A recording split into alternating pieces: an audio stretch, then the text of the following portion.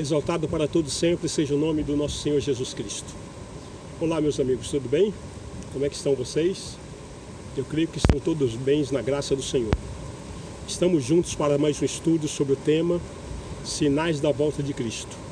Eu sou o Bispo Antônio Oliveira, falo aqui de Maputo, Moçambique, e graças a Deus estamos juntos novamente para mais um estudo. Os sinais mais expressivos da volta do nosso Senhor Jesus Cristo, onde nós já vimos sobre a dispersão dos judeus, sobre Israel volta a ser nação, o deserto florescerá, Jerusalém reconquistada, a apostasia, e agora veremos sobre a reconstrução do templo. Trazendo a palavra profética, nós encontramos em 2 aos Tessalonicenses, no capítulo 2, versículo 3 e 4, que diz: ninguém de nenhum modo vos engane, porque isso não acontecerá sem que primeiro venha a apostasia e seja revelado o homem da iniquidade, o filho da perdição, o qual se opõe e se levanta contra tudo que se chama Deus ou é objeto de culto, a ponto de assentar-se no santuário de Deus, ostentando-se como se fosse o próprio Deus. Ainda na biografia de Mateus, no capítulo 24, versículos 15 e 16, encontramos: quando, pois, virdes o abominável da desolação de que falou o profeta Daniel no lugar santo, quem lê entenda. Então os que estiverem na Judéia fujam para os montes. Este fato acontecerá para que a profecia bíblica se cumpra a respeito do anticristo. Abominação desoladora é uma frase técnica judaica que quer dizer profanação do lugar santo do templo. Os judeus possuem documentos que indicam o método exato do corte das pedras do templo, no estilo pré-fabricado e podendo ser edificado em até 6 meses. E creia, já está tudo pronto para a reconstrução do templo. As pedras das colunas já foram lavradas e trazidas da Califórnia, e as vestes sacerdotais estão prontas. Para você ter ideia, em Israel há 2 escolas rabínicas, então preparando os sacerdotes para os sacrifícios mosaicos, né?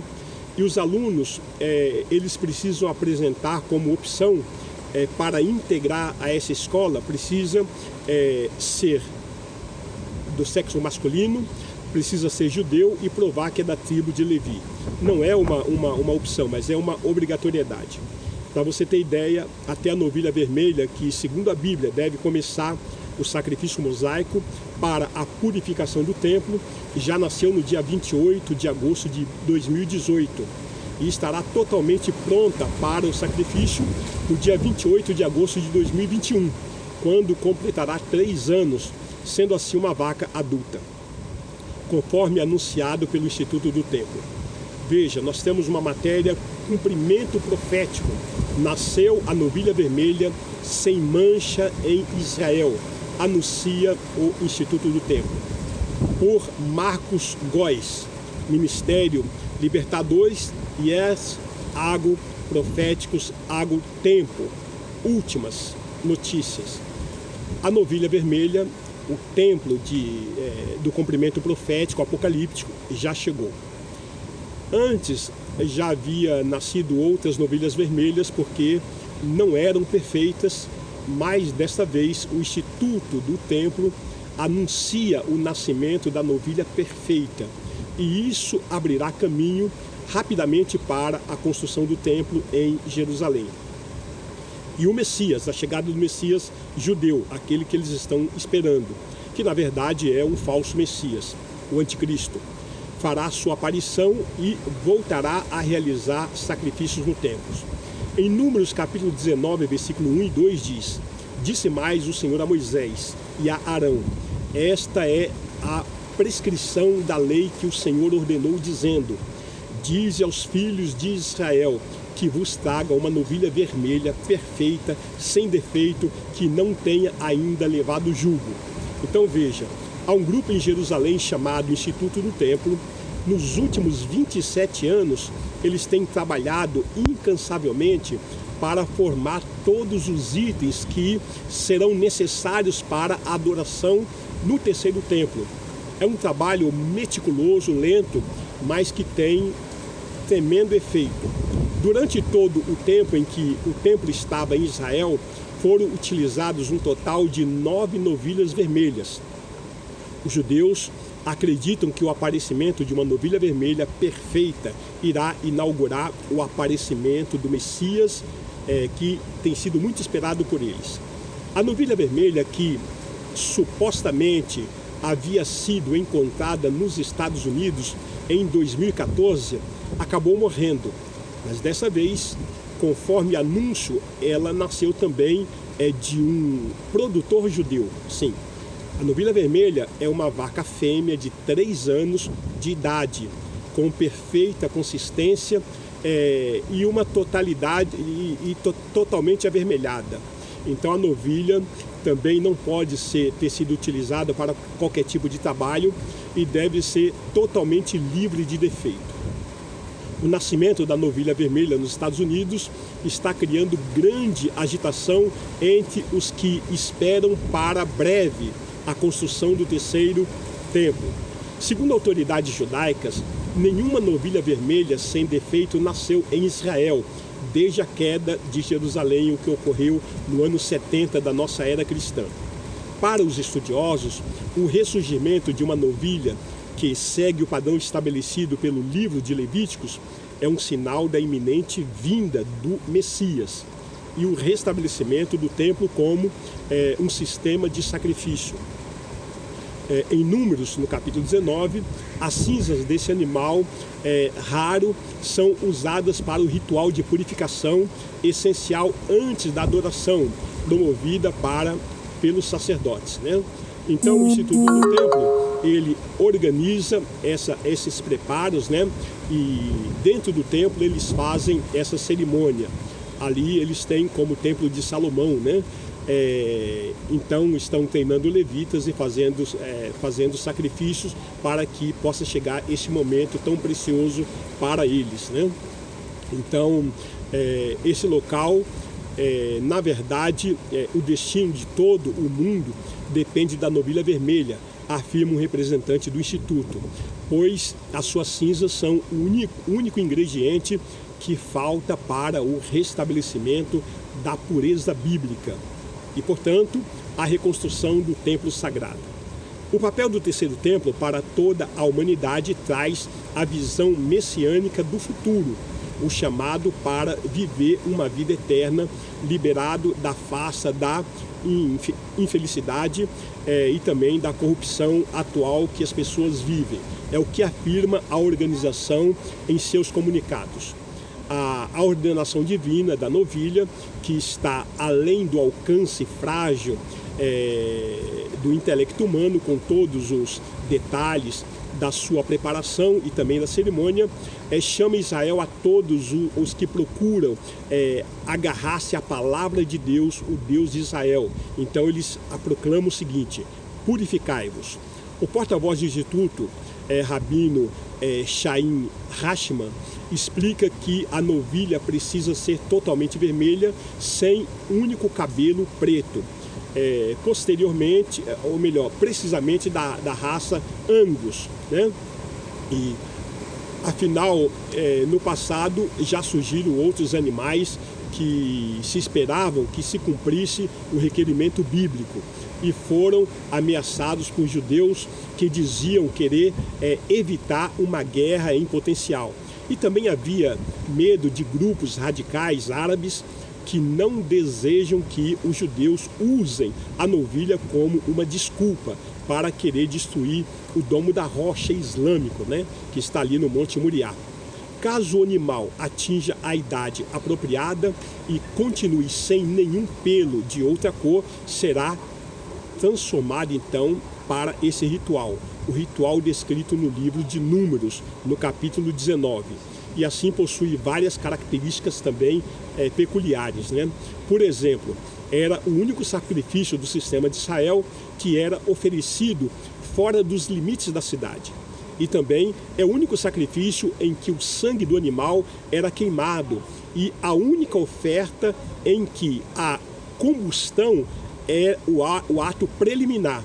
E por fim, as cinzas da novilha vermelha eram para a limpeza da corrupção da morte.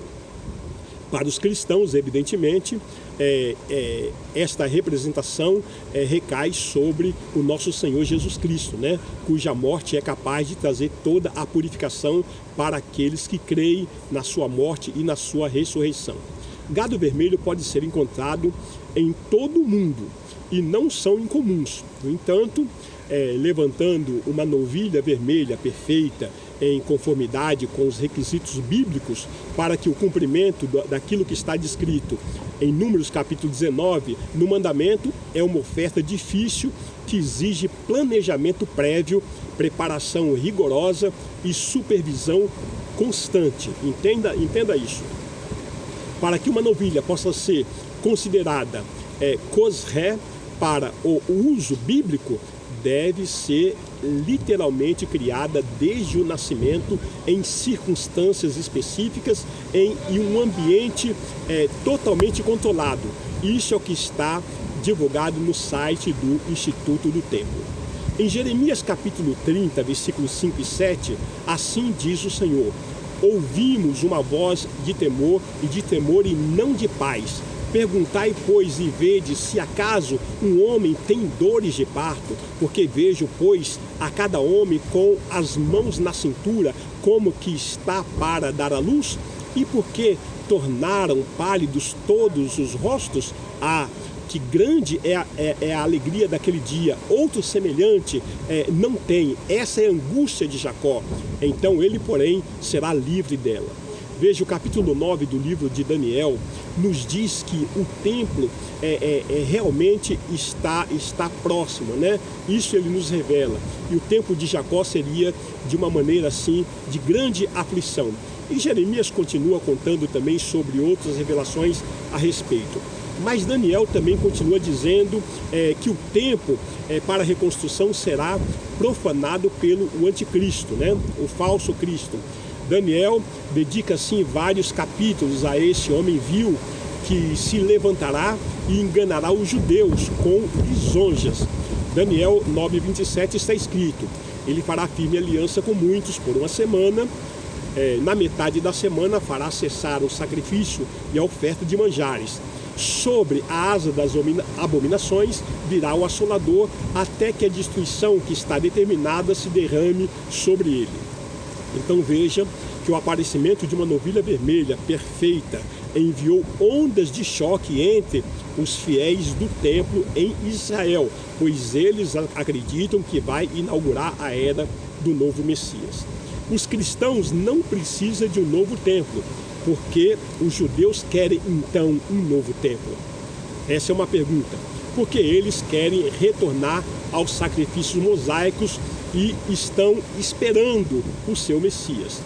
Eles não podem fazer sacrifício em nenhum outro lugar a não ser no Monte Moriá. 959 a.C. tivemos a construção do primeiro templo pelo rei Salomão. Em 586 tivemos o saque e a destruição do templo que Salomão construiu através de Nabucodonosor. Em 516, Zorobabel reconstrói o templo novamente. E no ano 40, nós vemos aí Herodes ampliando e embelezando o templo que Zorobabel construiu. O rei Antíoco IV, ele adentrou a esse templo, colocou Zeus, né, o seu Deus, e profanou assim através do sacerdote Judas Macabeus. E assim eles profanaram o templo lá, ali em Jerusalém. O templo para Deus, ele não tem sido assim de grande importância, porque mais tarde Deus traria então uma revelação que hoje nós temos, que nós somos o templo do Espírito Santo de Deus. Então, Herodes era um homem extremamente ambicioso, né? Ele promoveu ali um acordo juntamente com os judeus para que ele pudesse então cumprir o seu propósito. Ele mandou ampliar o templo e embelezar o templo para os judeus. A cultura romana, ela era imposta aos judeus tributos, né, de uma forma exagerada, e os judeus estavam assim, muito descontentes com o governo romano, e os choques se intensificavam, né? E então começou ali uma sucessão de conflitos. Houve então a primeira guerra judaica, que foi vencida pelos romanos. Judá se tornou uma província romana, e logo uma nova revolta começou também. Uma segunda guerra judaica, e novamente com a vitória romana. E assim, dessa vez, o novo imperador de Roma nomeou o templo de Aelia Capitolina e proibiu a entrada dos judeus. As comunidades judaicas, então, foram destruídas pelos romanos no ano 70 da nossa era, e alguns se tornaram escravos, enquanto outros fugiram. Essa dispersão dos judeus ficou conhecida como diáspora.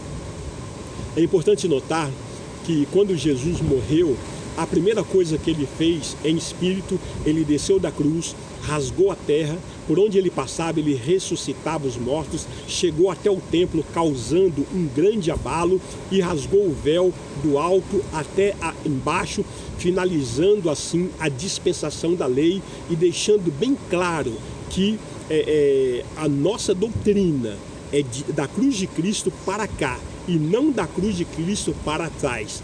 Assim, a obra de Jesus Cristo nos traz essa certeza. No entanto, os judeus ortodoxos continuam com os sacrifícios mosaicos até a dedicação do templo, ou melhor, até a destruição do templo pelo general Tito. Depois que Jesus morreu, então eles continuaram com os sacrifícios mosaicos, né? Atos capítulo 17 diz que nós somos o santuário, o Deus que fez o mundo e tudo que nele existe, sendo ele Senhor do céu e da terra, não habita em santuários feitos por mãos humanas.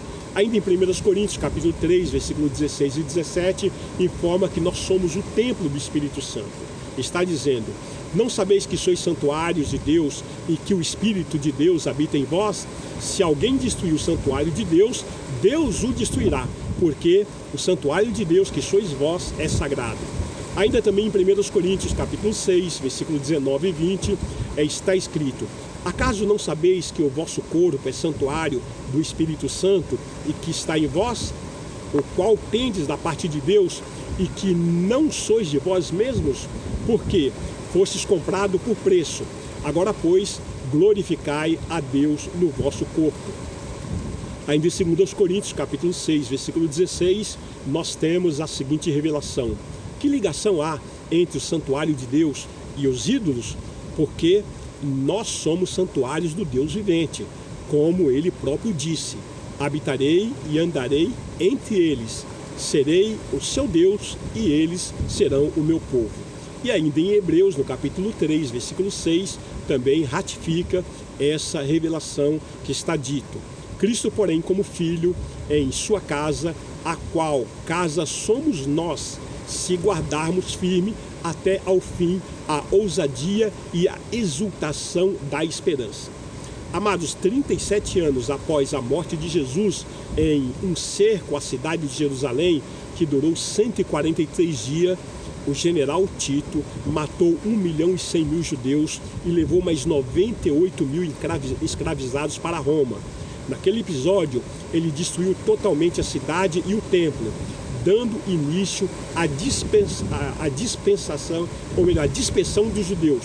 Tito deixou apenas uma fileira de pedra, o qual hoje nós conhecemos como o Muro das Lamentações, onde os judeus ortodoxos oram pedindo apenas duas coisas: paz sobre Jerusalém e a vinda do Messias. Tito também construiu o Arco de Tito em Roma, em memória à destruição de Jerusalém no ano 70. E no ano 312 da nossa era cristã, o imperador romano Constantino autoriza aos cristãos a realizarem seus cultos nos templos e assim remunera a liderança. E dessa forma, ele pediu o apoio dos cristãos. Ele chegou a se batizar e exigiu introdução também de imagem nos templos, dando início, evidentemente, ao catolicismo romano. Os que não acreditaram nessa imposição de Constantino passou a ser, então, os protestantes. Em 1967, Israel conquistou Jerusalém sem o lugar do templo. E agora nós não sabemos ao certo em que tempo, em que data, mas o novo templo será reconstruído muito em breve. 144 mil metros quadrados foi o lugar em que Davi comprou esse local para a construção do templo, onde ali depois foi designado ao seu filho Salomão que construísse o primeiro templo. E dessa maneira, então, nós vimos um pequeno resumo sobre a história do templo. O primeiro templo, aquele que Salomão construiu, e depois, em 586 a.C., Nabucodonosor, ele destruiu aquele templo de Salomão, aquela suntuosidade, e ali o reino do sul, né, foi destruído. O reino do norte já havia sido destruído em 722 a.C. por Sargão I da Síria, e agora o reino do sul é destruído através de Nabucodonosor. Então, quando o povo é levado para o cativeiro e cumpre ali 70 anos de cativeiro na Babilônia, quando termina os 70 anos, o povo então volta para a reconstrução da cidade, reconstrução dos muros e reconstrução do templo, através de Neemias, através de Esdras e Zorobabel, e ali Zorobabel então constrói o segundo templo, né? E esse templo foi destruído no ano 70 por Tito. Com isso, amados, nós queremos falar dessa grande e tremenda profecia, esse sinal profético, né, que é a reconstrução do templo. Em breve ele será reconstruído ali no Monte Moriá. Eu não sei se através do acordo de paz que está transcorrendo ali, os árabes vão ceder aquele local onde ali tem duas mesquitas, né, que é a mesquita Al-Aqsa e também o Domo Dourado, que é a mesquita de Omar. São duas mesquitas, ou não sabemos se é através de um conflito, mas o certo é que naquele lugar o terceiro templo deverá ser reconstruído, para que assim cumpra-se a profecia de 2 aos Tessalonicenses capítulo 2 e também de Mateus capítulo 24, e ali então o anticristo haverá de se assentar e atrair para si toda a adoração. Que Deus abençoe grandemente a sua vida. Vamos continuar firme nesses estudos. Eu quero te pedir que você não esqueça de dar o like nesse vídeo, não esqueça de compartilhar com o máximo de pessoas que você puder, e também não se esqueça de se inscrever. E assim nós estaremos juntos nessa unção maravilhosa sobre os sinais proféticos do nosso Senhor Jesus Cristo. Que o Senhor te abençoe e te guarde. Nós te abençoamos em nome do Pai, do Filho e do Santo Espírito de Deus, em nome de Jesus Cristo. Amém e até a próxima.